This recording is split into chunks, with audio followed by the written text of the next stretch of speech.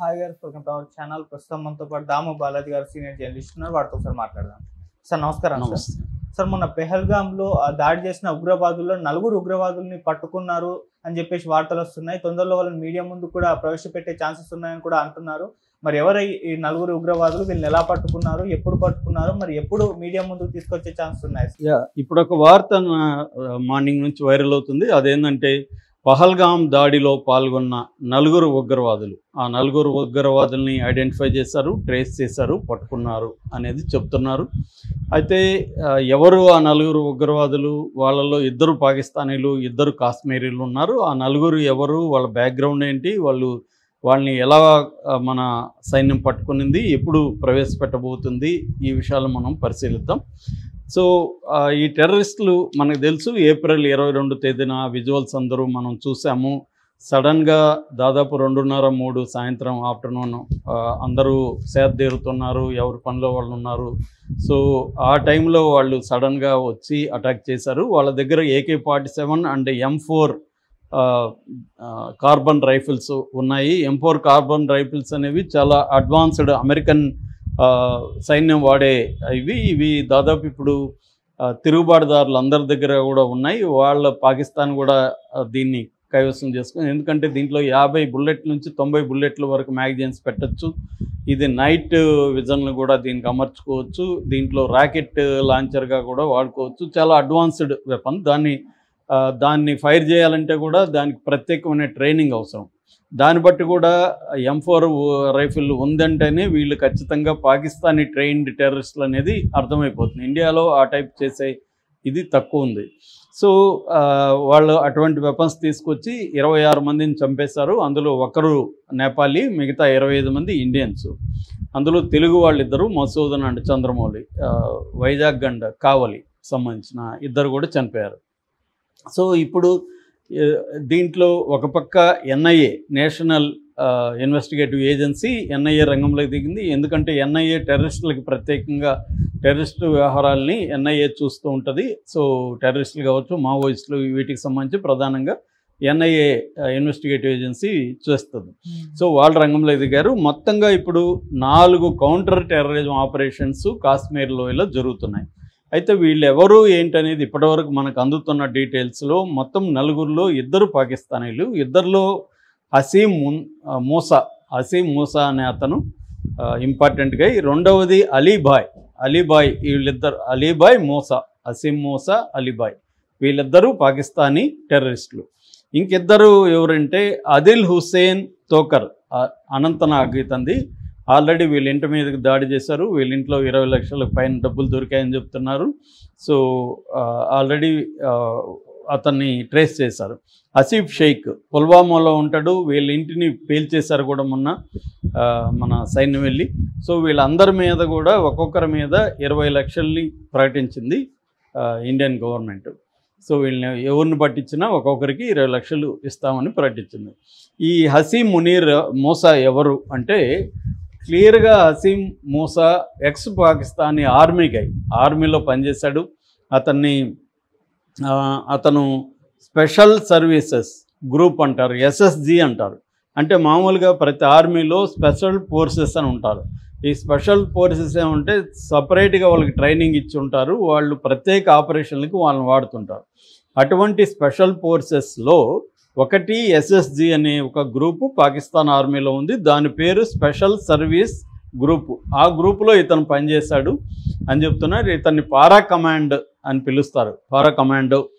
పిలుస్తారు. ఇతన్ని ఈ LET లష్కర్-e తోయిబాలోకి చేర్చారు. ఎవరు? పాకిస్తాన్ ఆర్మీనే రిక్రూట్మెంట్ చేసి పంపించింది. అక్కడ ఇతను దాదాపు 2 ఏళ్ల పాటు కఠోరమైన ట్రైనింగ్ అయ్యాడు. కఠోరమైందంటే హై ఎండ్యూరెన్స్ అంటాం. అంటే ఎంత కష్టం వచ్చినా బాడీ అండ్ మైండ్ తట్టుకొని, వైలెన్స్ పొద్దున టార్చర్ పెట్టినా తట్టుకొని హై ఎండ్యూరెన్స్ ట్రైనింగ్ ఇచ్చారు.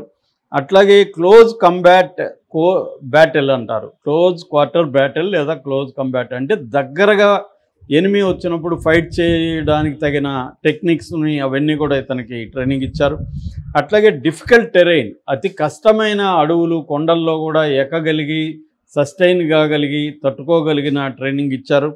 అట్లాగే ఎవేసివ్ టెక్నిక్స్, అంటే శత్రువు నుంచి ఎలా తప్పించుకోవాలి, అడవిలో అయితే ఎలా తప్పించుకోవాలి, నగరంలో అయితే ఎలా తప్పించుకోవాలి, ఈ కైండ్ ఆఫ్ ట్రైనింగ్ కూడా ఇతనికి ఇచ్చారని చెప్తున్నారు. ఇక వెపన్స్లో కూడా అడ్వాన్స్డ్ ట్రైనింగ్ ఇచ్చారని చెప్తున్నారు. సో ఇతను లీడ్ చేసిందంతా కూడా, ఆపరేషన్ లీడ్ చేసింది, ఈ మొత్తం ప్లాన్ చేసిందంతా కూడా ఇతనే, ఈ అసీం మూసా అనే టెర్రరిస్టే అని చెప్తున్నారు. రెండవ పాకిస్తాన్ టెర్రరిస్ట్ పేరు అలీబాయ్ డైరెక్ట్గా మిలిటరీకి సంబంధం లేదు, కానీ ఎల్ఈటీ అంటే లష్కర్-ఇ-తైబా, ఈ లష్కర్-ఇ-తైబాలో ఇతను సీనియర్ కమాండర్ అని చెప్తున్నాడు. ఇతను మూసా ఇంకొంతమంది టెర్రరిస్టులు 1.5 year బ్యాకే కాశ్మీర్లోకి ఎంటర్ అయిపోయారు. 1.5 year బ్యాక్ అంటే 2023 సెప్టెంబర్ అక్టోబర్లో వీళ్ళు ఎంటర్ అయ్యారని చెప్తున్నారు. ఎలా ఎంటర్ అయ్యారంటే అక్కడ మనకి ఒక సంబా కత్వా అనే ఒక ఏరియా ఉంటుంది. ఆ సంబా కత్వా ఏరియాలో దాన్ని ఏమంటారంటే ఇన్ఫిల్ట్రేషన్ రూట్ అంటారు. అంటే మనకి ఫెన్సింగ్ ఉంటుంది, పెద్ద ఫెన్సింగ్, మన వీడియోలో చూసుంటాం. ఆ ఫెన్సింగ్ని వీళ్ళు కట్ చేసి అక్కడ లోపల ఫెన్సింగ్ గుండా వచ్చారు. అది ఇన్ఫిల్ట్రేషన్ రూట్ అని. ఆ ఏరియా కొద్దిగా సెన్సిటివ్, అక్కడ మన మిలిటరీ కళ్ళు గప్పి వాళ్ళు వచ్చారు. ఒక్కొక్కసారి కొంతమంది ఏమంటున్నారంటే మన మిలిటరీలో కూడా అక్కడ కొంతమంది ఏమైనా కాంప్రమైజ్ అయ్యారా డబ్బుల కోసం, ఇంకొక దానికోసం, లేకపోతే మిలిటరీ అంత గస్తీ ఉంటే వీళ్ళు ఎలా రాగలుగుతున్నారు అనే డౌట్లు కూడా కొంతమందికి ఉన్నాయి. రెండవది ఏంటంటే అక్కడ లోకల్గా కాశ్మీరీలు కొంతమంది వీళ్ళకి హెల్ప్ చేస్తున్నారు కాబట్టి వీళ్ళు రాగలిగారు అనేది కూడా ఒక వెర్షన్ ఉంది. ఏదేమైనా వీళ్ళైతే 1.5 year బ్యాక్ ఇంకొంతమంది టీం కలిపి వచ్చారు, అందులో వీళ్ళిద్దరు కూడా ఉన్నారు. వీళ్ళిద్దరు తర్వాత ఇక్కడ అదిల్ హుస్సేన్ తోకర్ కూడా గతంలో పీఓకే అంటారు. పీఓకే అంటే ఇప్పుడు కాశ్మీర్లో 2 రకాల కాశ్మీర్లు ఉంటాయి. ఒకటి ఇండియన్ అధీనంలో ఉండే కాశ్మీరు, 2 పాకిస్తాన్ అధీనంలో ఉండే కాశ్మీరు. దీనికి మధ్యలోనే ఎల్ఓసి, లైన్ ఆఫ్ కంట్రోల్ అనేది గీత ఉంటుంది. ఈ పాకిస్తాన్ ఆక్యుపైడ్ కాశ్మీర్ అంటారు పీఓకే అనేది. ఈ పీఓకేలో వీళ్ళకి ఎక్కువ ట్రైనింగ్లు ఇస్తారు. అట్లాగే పాకిస్తాన్లో ఉండే పంజాబ్ ప్రావిన్స్లో కూడా వీళ్ళకి ట్రైనింగ్స్ ఇస్తారనమాట. అక్కడ క్యాంప్స్ పెట్టేసి అక్కడ ట్రైనింగ్స్ ఇస్తుంటారు. సో వీళ్ళు పాక్ ఆక్రమిత కాశ్మీర్లో నుంచి మన కాశ్మీర్లకి ఎంటర్ అయిపోయారు. సో ఎంటర్ అయిపోయి ఇక్కడ వాళ్ళు షెల్టర్ తీసుకున్నారు, ఇక్కడ ట్రైనింగ్ చూస్తున్నారు. ఆల్రెడీ 2-3 అటాక్స్లో కూడా వీళ్ళు పాల్గొన్నారు. ఇంతకుముందు చిన్న అటాక్స్ జరిగాయి మిలిటరీకి సంబంధించిన, మన సైన్యం మీద వాళ్ళల్లో అటాక్స్లో వీళ్ళు పాల్గొన్నారు. తర్వాత వీళ్ళు ఇప్పుడు ఏదైతే ఇక్కడ మన పహల్గామ్ జరిగిందో, ఆ మెడోస్ అంటారు కదా, అది అక్కడ జరిగింది. అక్కడ పహల్గామ్ దాడికి సంబంధించి వీళ్ళు ముందే రెక్కీ చేశారనే వీడియో కూడా దొరికింది మన ఎన్ఐఏ వాళ్ళకి. ఈ వీడియో ఇచ్చింది ఎవరంటే శ్రీజిత్ రమేషన్ అనే పూణేకి సంబంధించి ఒక ట్రావెలర్ వెళ్ళాడు కొంతకాలం ముందు. వెళ్ళినప్పుడు అతను వీడియోలు తీశాడు. ఆ వీడియోలో వీళ్ళు ఉన్నారు. సో ఎందుకంటే ఈ మధ్య ఫోటోలు రిలీజ్ చేశారు కదా, అప్పుడు అతనికి డౌట్ వచ్చింది. ఒకసారి మనం ఆ వీడియో చూద్దామని చెక్ చేస్తే వీళ్ళు నీట్గా కనిపిస్తూ ఉన్నారు దాంట్లో. అది తీసుకెళ్ళి అతను ఎన్ఐఏకి ఇచ్చాడు.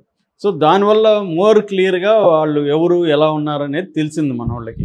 సో ఆ వీడియోలో అప్పుడు ఎందుకు ఉన్నారు వాళ్ళంటే రెక్కీ అంటారు. ముందు ఒక ఆపరేషన్ చేసే ముందు ప్రతి ఒక్కరు కూడా రెక్కీ చేస్తారు, రికగ్నైజెన్స్ అంటారు పూర్తి పదం, దాని పేరు రెక్కీ అని సింపుల్గా అంటారు. ఈ రెక్కీ అంటే ఏంటంటే ఎక్కడ అటాక్ చేయాలి, చేస్తే ఎలా, చేసిన తర్వాత ఎలా పారిపోవాలి, ఇక్కడ ఏ ఏరియాలో ఎవరెవరు ఉండొచ్చు, ఇక్కడ ఏమైనా మిలిటరీ ఉందా, పోలీసులు ఉన్నారా, మనకి ప్రతిబంధకంగా ఏం జరగచ్చు, అంటే మనకి ఇబ్బందులు ఏమి ఉండొచ్చు, ఇవన్నీ చెక్ చేసుకుంటారు. మనం ఒకవేళ గాయపడితే ఎక్కడ షెల్టర్ తీసుకోవాలి, మెడిసిన్ పరిస్థితి ఏంటి, ఫస్ట్ ఎయిడ్ పరిస్థితి ఏంటి, తర్వాత మన ఒక రూట్ ఫెయిల్ అయితే ప్లాన్ ఏ ఫెయిల్ అయితే ప్లాన్ బి ఏంటి, ప్లాన్ సి ఏంటి, ఇవన్నీ చెక్ చేసుకొని రెక్కీ చేస్తారన్నమాట. మామూలుగా మావోయిస్టులు కూడా ఎవరైనా చంపాలనుకుని ఏం చేసినా రెక్కీలు చేస్తారు. అంటే వాళ్ళు అన్నిటికీ ప్రిపేర్ అయ్యి రెడీ అయ్యి చేసుకొని ముందుకు వెళ్ళిపోయి మళ్ళీ వచ్చి చేయడానికి ఈజీ ఉంటుంది అన్నమాట. దీన్ని రెక్కీ అంటారు. అలాంటి రెక్కీ వీళ్ళు చేశారని చెప్తున్నారు. ఇప్పుడు ఏంటంటే వీళ్ళ నలుగురిని కూడా పట్టుకున్నారనే వార్త వస్తుంది. ఇది కన్ఫర్మేషన్గా తెలియదు. ఎందుకంటే మన ప్లాన్ ఏంటంటే ఈ నలుగురిని పట్టుకొని, ముఖ్యంగా ఈ 2 పాకిస్తాన్ వాళ్ళని పట్టుకొని మీడియా ముందు పెట్టి వీళ్ళు పాకిస్తాన్ వాళ్ళే అనేది నిరూపించాలి ఫస్ట్. ఎందుకంటే మనం పాకిస్తాన్ మీద అటాక్ చేయబోతున్నాం. నిన్న మోడీ అనేక సమావేశాల్లో పాల్గొన్నారు. సో రెడీగా మోడీ గ్రీన్ సిగ్నల్ ఇచ్చేశాడు మన డిఫెన్స్ ఫోర్సెస్కి. కంప్లీట్ ఫ్రీడమ్ మీకు ఉందని చెప్పాడు. సో మన ఫోర్సెస్ ఇప్పుడు ఇండియా పాకిస్తాన్ మీద అటాక్ చేయాలంటే మనకు ఒక లెజిటిమసీ ఉండాలి.